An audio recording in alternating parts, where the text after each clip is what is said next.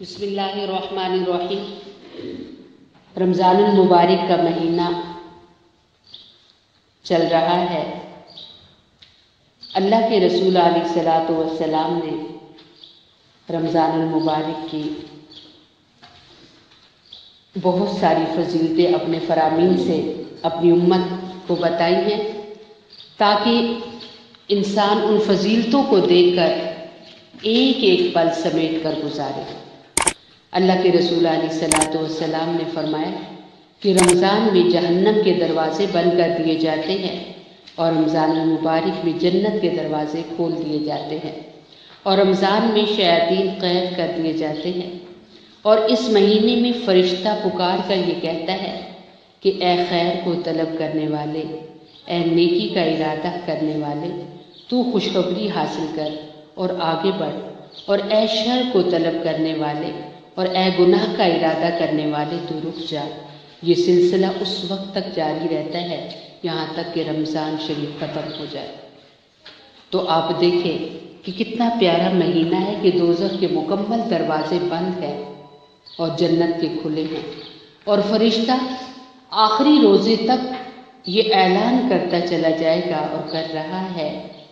کہ نیکیاں جو کرنے کا ارادہ کرتے ہیں رکھتے ہیں وہ اور زیادہ نیکیاں کریں۔ اگر آپ لوگ ایک فرض نماز پہلے پڑھتے ہیں، یعنی صرف فرائض پڑھ رہے ہیں، تو آپ کوشش کرو سنتیں۔ علماء فرماتے ہیں جو بندہ سنتوں کا اہتمام نہیں کرتا، سنتیں نہیں پڑھتا، نبی علیہ الصلاۃ والسلام کی سنتوں کو چھوڑتا ہے تو وہ فاسق ہے، اور جو انسان سنتوں کو چھوڑتا ہے وہ آہستہ آہستہ فرضوں کو چھوڑ دیتا ہے۔ تو فرائض کو چھوڑنا تو کفر تک انسان کو لے جاتا ہے۔ اور اسی طریقے سے نبی اکرم صلی اللہ علیہ وسلم کا فرمان ہے کہ رمضان المبارک میں، یعنی اس مبارک مہینے میں پہلی جب رات ہوتی ہے تو جنت کے دروازے کھول دیے جاتے ہیں اور دوزخ کے دروازے بند کر دیے جاتے ہیں، اور پھر پورا مہینہ یہ سلسلہ رہتا ہے، جنت کے دروازے کھلے رہتے ہیں اور دوزخ کے بند رہتے ہیں، اور پھر وہ شیاطین جو انسانوں کو نیکی کی طرف آنے سے روکتے ہیں ان کو قید کر دیا جاتا ہے۔ اور ہر افطاری کے وقت اللہ رب العزت دوزخیوں کو دوزخ سے آزاد کرتے ہیں، ان میں مرد بھی ہوتے ہیں، ان میں عورتیں بھی ہوتی ہیں، تو لہٰذا اللہ رب العزت سے مغفرت مانگتے ہی رہنا چاہیے کہ اللہ ان لوگوں میں ہمارا بھی اور ہر کلمہ گو کا شمار فرما کہ جو جہنم سے آزاد ہو رہے ہیں۔ اور پھر اسی طریقے سے حدیث پاک میں آتا ہے کہ روزے دار کی دعائیں بھی یعنی ہر افطاری کے وقت، اور بعض جگہوں پہ آتا ہے کہ روزے دار جو روزہ جب رکھتا ہے تو ہر دن میں اس کی دعا ضرور قبول ہوتی ہے۔ تو جتنے بھی آپ فرامین پڑھیں گے اللہ کے رسول علیہ السلام کے، ان سب میں کا یہ مقصد ہے کہ رمضان المبارک کا مہینہ انسانوں کو بنانے کے لیے آیا ہے، اور اگر کوئی انسان اس موقع پر نہ بن سکا تو وہ کبھی بھی نہیں بنے گا۔ بالکل ایسے جیسے آپ نے کوئی بھی چیز سیکھنے کا ارادہ کیا، آپ چاہتے ہیں کہ آپ کچھ بنیں، آپ چاہتے ہیں آپ ڈاکٹر بنیں، آپ چاہتے ہیں آپ ٹیچر بنیں، تو ظاہر اس کے لیے سب سے پہلے علم سیکھنا پڑے گا، پھر پریکٹس کرنی پڑے گی۔ تو اگر آپ علم بھی صحیح نہ سیکھیں، آپ پریکٹس بھی صحیح نہ کریں، تو آپ کبھی بھی اپنے شعبے کی اچھی انسان نہیں بنیں گے، اور آپ سے لوگوں کو کوئی فائدہ حاصل نہیں ہوگا، یہاں تک کہ آپ کو خود بھی فائدہ حاصل نہیں ہوگا۔ تو رمضان المبارک کا مہینہ بھی ایک پریکٹس کا مہینہ ہے۔ بے شک کہ ہم سارے کلمہ پڑھنے والے ہیں، بے شک کہ ہم سارے نماز پڑھنے والے ہیں، قرآن کریم پڑھنے والے ہیں، لیکن غفلتوں کی وجہ سے کتنا کچھ رہ جاتا ہے۔ تو یہ اللہ رب العزت نے جو مہینہ دیا ہے، اس مہینے میں آپ کوشش کریں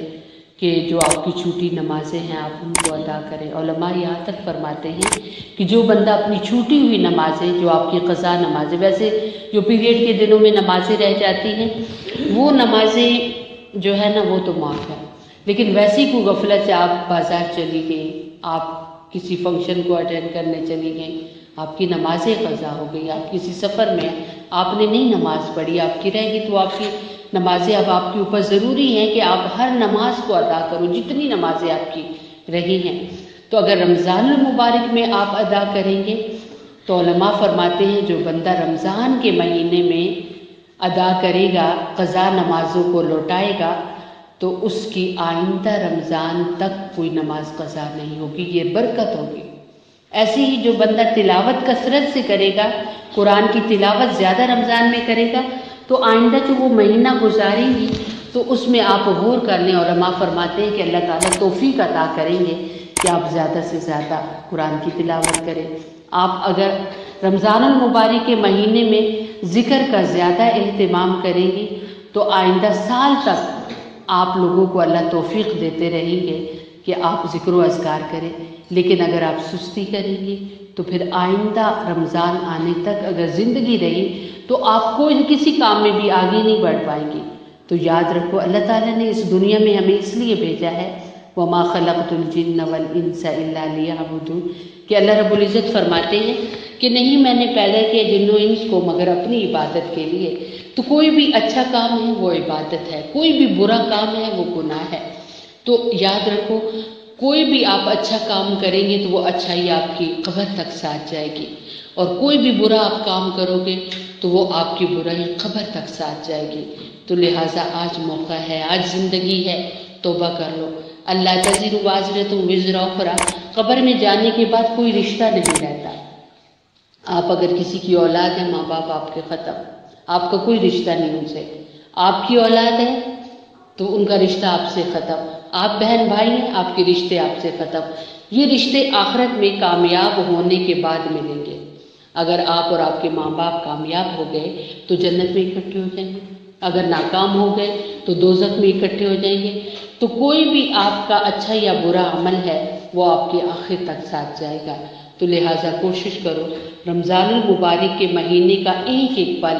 سمیٹ کر گزارو، اسے واہیات اور گندے کاموں میں اور سگری ویسے بندہ بہانہ کر کے کہ چلو جی میں کسی کا بیان سن لیتی ہوں، چلو جی میں کچھ تھوڑا سا اچھا دیکھ لیتی ہوں، تو اس کا کیا نتیجہ ہوتا ہے کہ وہ بڑھتے بڑھتے آپ کا گھنٹہ سمٹ جاتا ہے، آپ کا گھنٹہ گزر جاتا ہے، اور آپ شروعات تو کرتے ہیں کسی تلاوت نعت سے یا کسی بیان سے، لیکن اس کا اختتام آپ کو اچھا پتہ ہے کہ وہ کس پر ہوتا ہے۔ تو لہٰذا ان چیزوں کے قریب جانے کے بجائے آپ اپنے